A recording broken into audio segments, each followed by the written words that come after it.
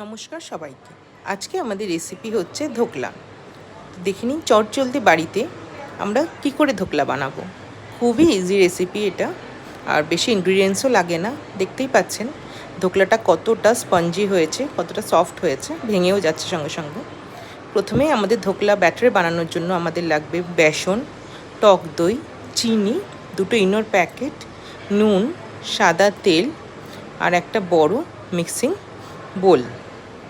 তো প্রথমেই আমরা নেব হচ্ছে বেসন, টক দই, অল্প একটু চিনি, নুন, আর হচ্ছে ফার্স্টে আমরা বেসনটা আমরা এখানে 500 গ্রাম মতন বেসন নিয়েছি। প্রথমে আমি নর্মাল শুকনো হাতে এটাকে মেখে নেব, তারপরে একটু তেল দেব।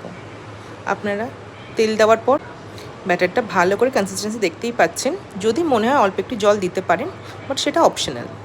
আর লাস্টে আমরা দুটো ইনোর প্যাকেট দিয়ে ভালো করে ব্যাটারটাকে একটু ফেটিয়ে নেব। আপনারা চাইলে বিটারও ইউজ করতে পারেন, বাট আমি এখানে হাত ইউজ করেছি যাতে ভালো করে ব্যাটারটা মিক্স করা যায়। তারপরে একটা কেক মোল্ডের মধ্যে আমরা অল্প একটু তেল ব্রাশ করে নেব পুরো ব্যাটারটাই। এবার ওর মধ্যে দিয়ে একটু ট্যাপ করে নেব যাতে কোনো বাবলস থাকলে সেগুলো বসে যায় নিচে।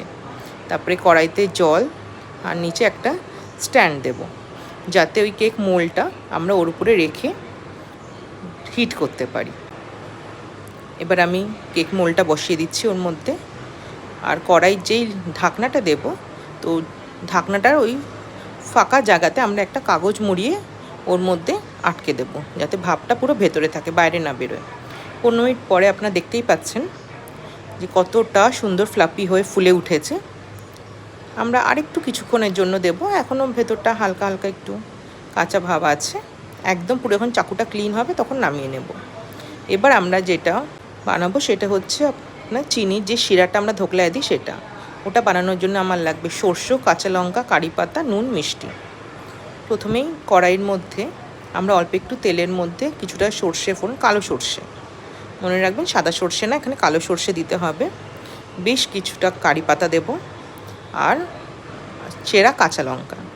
যে যেরকম ঝাল খান একটু বেশি কাঁচা লঙ্কা দেবেন, কারণ ধোকলাতে সিদ্ধ কাঁচা লঙ্কার ঝালটা বেশ ভালো লাগে। দিয়ে হালকা একটু নাড়িয়ে একটু যখন ফ্লেভারটা আসবে কারি পাতা থেকে, তখন আমরা ওর মধ্যে জল দিয়ে দেব।